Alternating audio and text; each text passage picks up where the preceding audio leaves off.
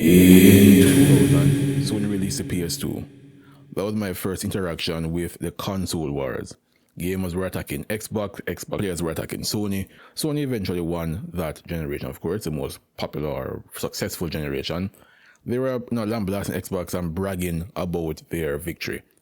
At the time, some of us said this is not a good thing, competition is good.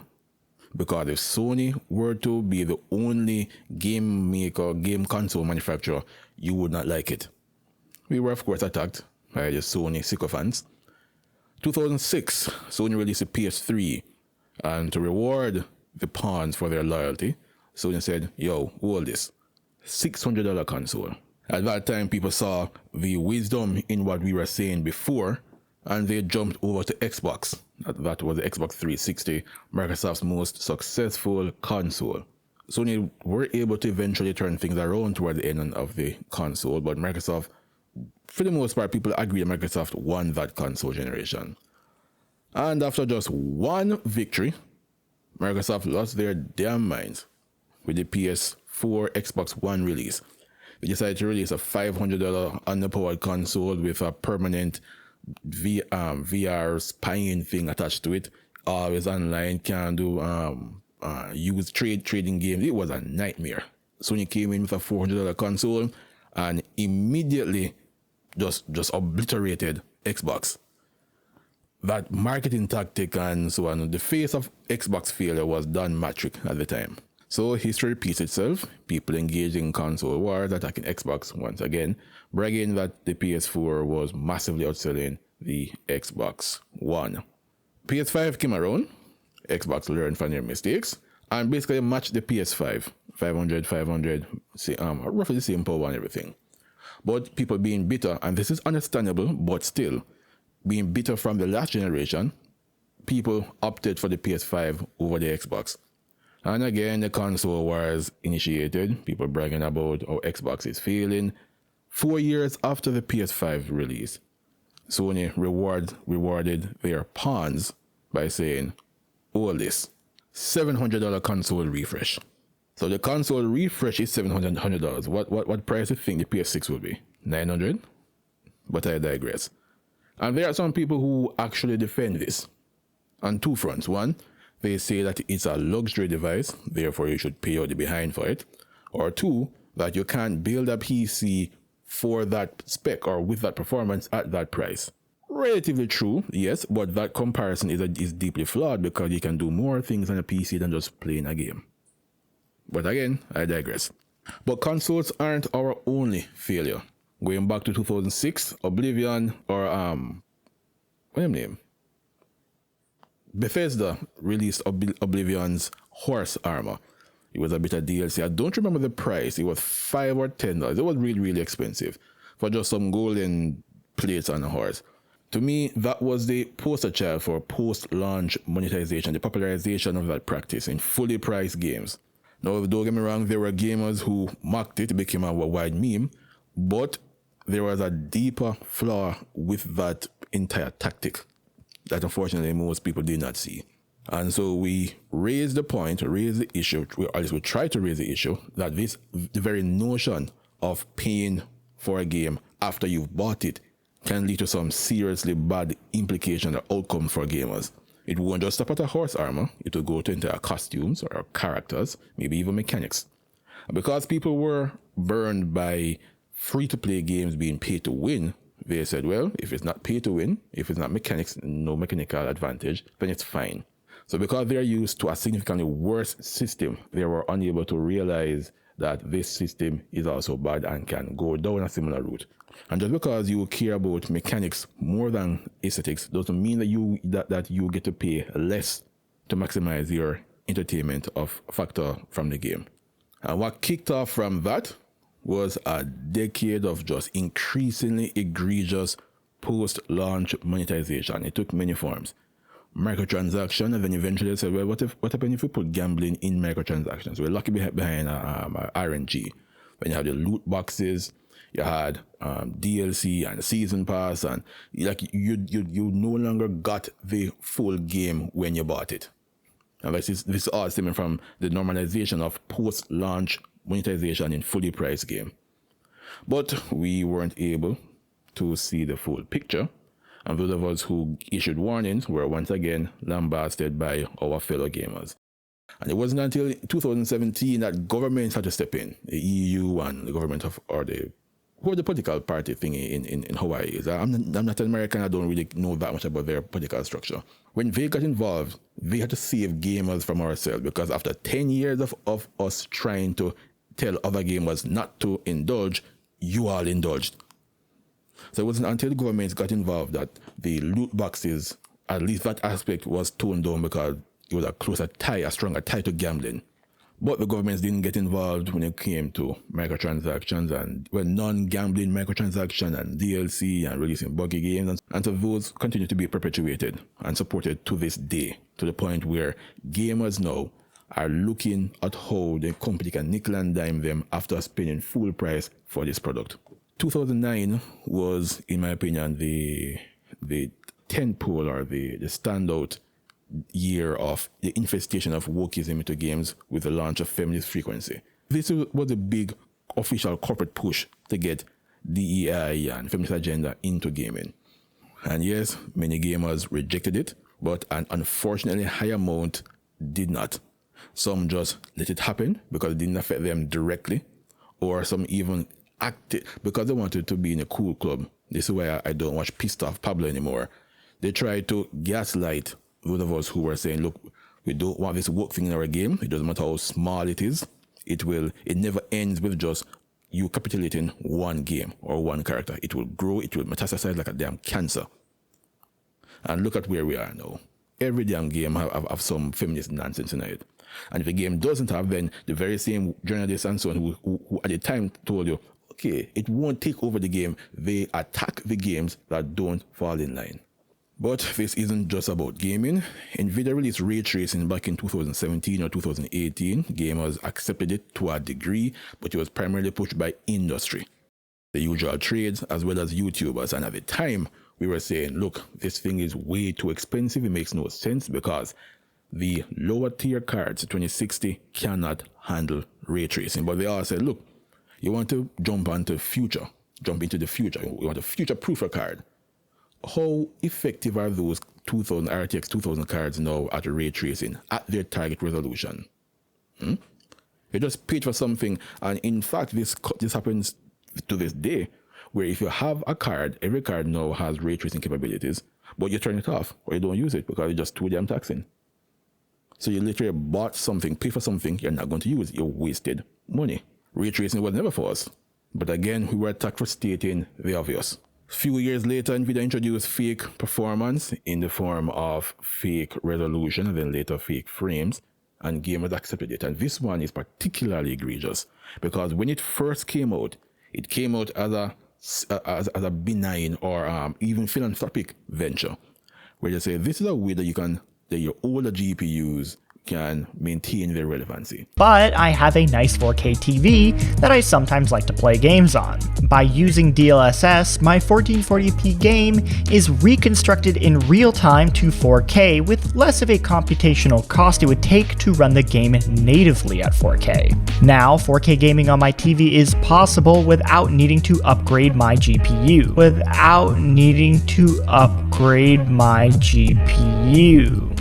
This is the type of situation DLSS is designed for. Players with an RTX card and supported games can use this AI-based rendering technique to enjoy higher resolutions without needing to break the bank on their hardware. And it's only going to become more necessary when 8K displays become more prominent because Lord knows I won't be able to run games natively at 8K for a very long time. And right away some of us said, nope. If you normalize this will become the norm, and you will need this fake resolution and fake frame in order to play the games. They will nerf the performance of upcoming cards and then make up for it in software. Once again, we were lambasted by our so-called colleagues and peers. You had YouTubers and supposed experts championing this thing and seemingly not aware, not even entertaining the idea that yes, NVIDIA will make this thing mandatory. And now look at where we are. It is mandatory. And it goes even further because I don't understand why this doesn't count as false advertisement. When you say that this card can run this game at 1080p, but then look, Asterisk it says DLSS and frame generation, and you market it as 1080p 60, that is false. Because in reality, you're playing the game at 720p 20 FPS or 30 FPS. I don't think we will ever go back to the days where a card, when you buy a card, it can max out the game at its target resolution. Because back in the day, when you get a 60 class card, it meant that you could play every game that came out at that time, 1080p, max setting, 60 FPS. Now, a 60 class card means you get to play 720p, maybe even 540p, 20 to 30 FPS. And you fake the rest. Remember when Unreal Engine debuted that Tomb Raider-esque demo? And the idea is this is what games will look like. People were salivating over it. And again, some of us said, no, this is not the case. And once again, game has lashed out and attacked us. We are now 4 years into, coming up on 5 years into the console generation. And we have once again proven to be correct. And if you have any hopes of games looking and running like how they did 4 years ago in that demo, you have to now buy a $700 console. But wait, there is even more. Street Fighter 6. Some of us looked at the character design and said, yo, this thing look kind of suspect, you know. Maybe it's woke. We got backlash. Turns out Street Fighter 6 has a black he, she commentator or announcer or whatever. Starfield, some of us looked at the showcase, noticed that it didn't say male and female, just body type 1, and you can mix and match a feminine walk with body type 1. We said, look, this thing look woke, you know. We got backlash. Starfield came out, woke. Star Wars, from the Force Awakens, it was woke, but many people pretended it was great. And it was only, I think, 1 year after that some people started to mention the Mary Sue thing, but that's only a small part of it. I left that movie theater wondering if I saw the right movie, because I went to see it on the recommendation of some people like Jeremy Johns and Chris Tuckman and so on. I don't watch those people anymore. It really felt like Alice in Wonderland, where I was like, how on earth you all see this as being fine? And then it wasn't until The Last Jedi that people realized, oh yeah, Star Wars is in fact completely broken. And it got woke. Like nobody was there from the previous movie. The Thaumaturge, it had a particular quote in the summary that was highly suspect. Some of us raised concerns. We got backlash. Turns out the game had woke elements thrown in. Granted, it seems as if it's minor, that someone on the dev team just had to throw in their ideology. Last of Us. Now, from what I understand, what I remember, I believe I recall reading articles that only said Ellie was Alphabet after the fact. So I think the game had some DLC, which again go back in the post-launch nonsense of them modifying the game after you bought it. But anyway, I think when the game just came out by itself, without any sort of original game, no DLC, no prequels or any such thing, Ellie was not Alphabet, if I recall correctly. And then after they turned Ellie Alphabet, gamers already liked the game, already like Ellie, and so they said, okay, you know what, make it go on. And then it got Last of Us 2, which was woke. So have fun with that. Guilty Gear Xrd Rev 2 is one of my all-time favorite games. Now in it, I play a character called Eno. And Eno was very attractive and very sexy in that game. When Strive came out, we noticed that Eno was greatly desexualized. And some of us said, hold on, what going on, so? And some YouTubers and commenters, gamers again, and this is why I think either Rufflemonger or GM Crafts made a video basically attacking us for noticing that they desexualized Eno. This is why, again, I don't watch them anymore. So they were trying to gaslight us and say, okay, you know, the game isn't woke and blah, blah, blah, blah, blah, pathetic and thing. Not too long afterwards, they released two characters, Testament and Bridget. Both of these characters were in previous installments. Particularly the one I played was Guilty Gear XX Reload, I think. Testament was my favorite character, male gear. And Bridget was a male, but he due to cultural reasons and family growing up and so on, he looked like a female. So both male, right? In Guilty Gear Strive, they turned Testament into a he, she, they, them thing, and turned they turned Testament into the they, them, and turned Bridget into the he, she. So now I'm looking at the person who wanted to attack us for saying, yo, this thing is probably woke because you're desexualized, and say, well, yeah, you add now a he, she, and a they, them into the game. You can't say that Guilty Gear Strive is not woke. And now we go to Monster Hunter Wilds, where the game introduced cross-dressing. And once again, you have gamers lashing out and thing. You can see my previous video for that.